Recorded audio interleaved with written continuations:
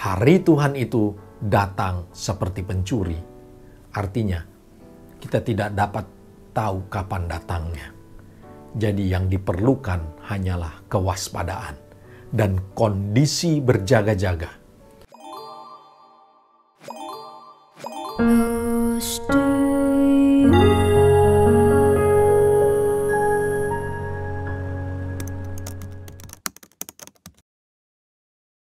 Shalom, selamat pagi Bapak Ibu terkasih dalam Tuhan. Kembali kita berjumpa dalam acara Close to You. Dan judul renungan firman Tuhan pada pagi hari ini adalah berjaga-jaga. Tugas kita setelah menerima keselamatan atas penebusan Kristus dari segala dosa kita adalah berjaga-jaga. Menjaga hidup kita supaya tetap seturut kehendaknya dan menjaga kekudusan. Jangan kita tergoda untuk kembali berbuat dosa, untuk kembali kepada hidup kita yang lama. Tinggalkan itu semua. Kita berjaga-jaga, artinya kita menjaga sesuatu yang berharga, supaya tidak dirampas atau diambil orang. Di sini artinya adalah kita menjaga keselamatan kita dari iblis yang terus mengintai kita untuk menerkam kita saat kita lengah. Iblis ingin merampas keselamatan kita kembali yang kita peroleh karena anugerah dari Yesus Kristus. Mengapa kita harus berjaga-jaga? Dan sampai kapan? Mari kita baca firman Tuhan di dalam Matius 24 ayat yang ke-36. Matius 24 ayat yang ke-36. Tentang hari dan saat itu tidak seorang pun yang tahu. Malaikat-malaikat di surga tidak, dan anak pun tidak. Hanya Bapa sendiri. Jadi tentang hari dan waktunya tidak ada yang tahu. Malaikat atau anak sekalipun tidak tahu. Hanya Bapa saja yang tahu. Sehingga hal ini tidak dituliskan di Alkitab. Jadi tidaklah perlu kita mencari tahu kapan waktunya. Atau kita mereka-reka dengan tafsiran ataupun dengan hitung-hitungan dengan menggunakan rumus tertentu untuk mengetahui rahasia Bapa. Karena hal ini adalah kesia-siaan. Atau jika ada orang atau hamba Tuhan yang mengatakan dia tahu akan harinya, itu adalah satu kepalsuan. Karena Alkitab mencatatnya tidak ada yang tahu kecuali Bapa. Mari kita baca di dalam 1 Tesalonika 5 ayat 1 sampai yang kedua. 1 Tesalonika 5 ayat 1 sampai yang kedua. Tetapi tentang masa dan waktunya, saudara-saudara, tidak perlu dituliskan kepadamu. Karena kamu sendiri tahu benar-benar bahwa hari Tuhan datang seperti pencuri pada malam. Ayat ini menjelaskan bahwa kita harus berjaga-jaga karena kita tidak tahu kapan masa dan waktunya. Sehingga hal ini tidak dituliskan di Alkitab. Jadi jika ada yang tahu akan waktu tersebut, maka bisa dipastikan itu bukan dari Tuhan. Hari Tuhan itu datang seperti pencuri. Artinya, kita tidak dapat tahu kapan datangnya. Jadi yang diperlukan hanyalah kewaspadaan dan kondisi berjaga-jaga. Supaya hal yang berharga dalam hidup kita ini tidak hilang dirampas. Hari Tuhan itu bukan hanya di mana Yesus datang untuk kedua kalinya. Tetapi hari Tuhan itu bisa merupakan di mana ketika kita dipanggil pulang. Waktu di mana kita meninggalkan hidup di dunia ini. Tidak ada yang tahu.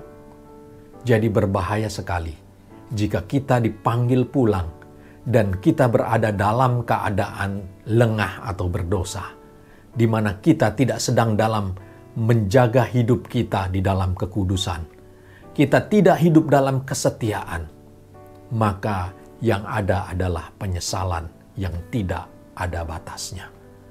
Oleh karena itu, marilah kita ikuti nasihat dari Yesus sendiri, kemudian juga dari Paulus yang mengingatkan kita untuk selalu berjaga-jaga, untuk menjaga kekudusan hidup kita setiap saat, sehingga ketika datang waktunya, didapatilah kita dalam keadaan setia dan kudus. Itulah makna kita berjaga-jaga. Demikianlah renungan firman Tuhan pada pagi hari ini dengan judul berjaga-jaga. Amin. Kita tundukkan kepala, kita berdoa bersama-sama. Bapa kami di surga, terima kasih atas firman-Mu. Kami diingatkan kembali ya Bapa, di dalam keseharian kami, bahwa kami harus berjaga-jaga. Dan kami tidak perlu mencari tahu kapan waktunya, karena itu adalah otoritas daripada Bapa, di mana ketika Engkau datang menjemput kami, ataupun Engkau memanggil kami pulang, kami mau didapati dalam keadaan setia dan dalam keadaan kudus. Terima kasih ya Tuhan akan firman-Mu. Biarlah ini kami tanam dan kami lakukan dalam kehidupan kami. Terima kasih ya Bapa, Engkau berkati setiap orang yang mendengarkan renungan firman Tuhan pada pagi hari ini. Dan biarlah renungan ini dapat menjadi berkat bagi kami, bagi banyak orang. Sehingga kami terus dapat berjaga-jaga sampai Engkau memanggil kami.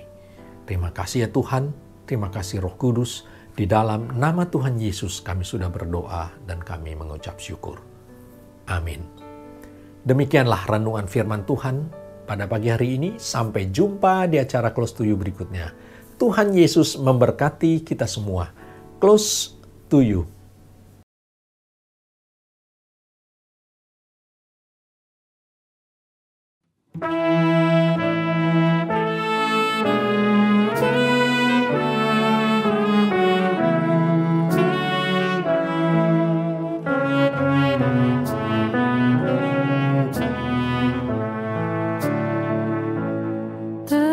Tenanglah kini hatiku, Tuhan memimpin langkahku